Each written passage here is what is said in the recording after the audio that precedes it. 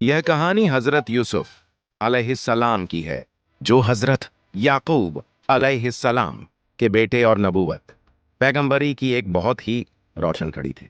कहानी की शुरुआत एक ख्वाब सपने से होती है। जब छोटे यूसुफ ने देखा कि 11 सितारे, सूरज और चांद उन्हें सजदा आदर से झुककर प्रणाम कर रहे हैं। उनके वालिद पिता याकूब, जो खुद भी नबी थे, इस ख्वाब की अहमियत समझ गए और उन्होंने यूसुफ से कहा कि ये सपना अपने भाइयों को मत बताना, क्योंकि उनके दिलों में यूसुफ और उनके सगे भाई बिन्यामीन के लिए गहरा जलन और हसद, ईर्ष्या था। इसकी वजह थी कि याकूब अपने इन दोनों बेटों से बहुत ज्यादा मोहब्बत करते थे। यह हसद धीरे धीरे एक साजिश में बदल गया। एक दिन भाइयों ने पिता से कहा कि हम यूसुफ को अपने साथ जंगल में खेलने ले जाएंगे। याकूब ने इजाजत दी, मगर जंगल पहुंचने पर उन्होंने यूसुफ को पकड़कर एक गहरे कुएं में फेंक दिया। वापस आकर उन्होंने यूसुफ की कमीज पर झूठा खून लगाकर कहा कि उसे भेड़िया खा गया है।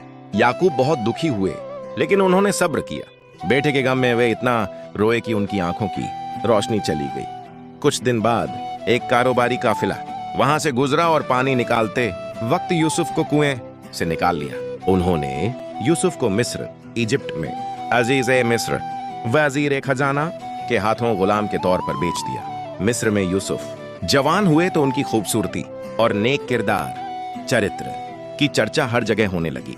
अजीज़े मिस्र की बीवी जुलेखा उन पर दीवानी हो गई। उसने यूसुफ को अपनी तरफ झुकाने की कोशिश की, मगर यूसुफ ने अल्लाह का खौफ रखते हुए अपनी पाकदामी और इज्जत की हिफाजत की। जब जुलेखा ने उन पर झूठा इल्जाम लगाया तो अल्लाह ने एक मौजे चमत्कार से यूसुफ की बेगुनाही साबित कर दी। फिर भी बदनामी से बचने के लिए अजीज ने यूसुफ को जेल में डाल दिया। जेल में भी यूसुफ की नेकी और अक्लमंदी की चर्चा होने लगी। वहां उन्होंने 2 कैदियों के सपनों की सच्ची ताबीर बताई। एक को रिहाई और दूसरे को सजा मिली। कई साल बाद मिस्र के बादशाह ने एक अजीब सपना देखा, जिसकी ताबीर कोई न बता सका। तभी रिहा हुआ कैदी यूसुफ को याद कर लाया और उनसे सपने की ताबीर पूछी गई। यूसुफ ने बताया कि मुल्क में 7 साल तक खूब तरक्की और बरकत होगी, फिर 7 साल का सख्त कहत सूखा आएगा। उन्होंने ये भी कहा कि पहले मेरी बेगुनाही साबित की जाए। जब जुलेखा और मिस्र की औरतों से पूछा गया तो सबने कहा कि यूसुफ बेकसूर है। यूसुफ की समझदारी, ईमानदारी और पाकदिली से बादशाह इतना मुतासिर हुआ कि उसने उन्हें जेल से आजाद किया और मिस्र का खजानेदार, वजीर माल बना दिया। यूसुफ ने समझदारी से अनाज जमा किया ताकि आने वाले सूखे में लोगों को तकलीफ ना हो।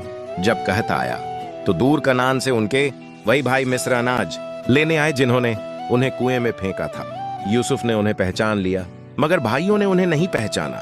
कई मुलाकातों और इम्तिहानों के बाद यूसुफ ने अपने सगे भाई बिन्यामीन को अपने पास रोक लिया और बाकी भाइयों को अपनी कमीज देकर कहा, इसे हमारे वालिद के चेहरे पर डाल देना।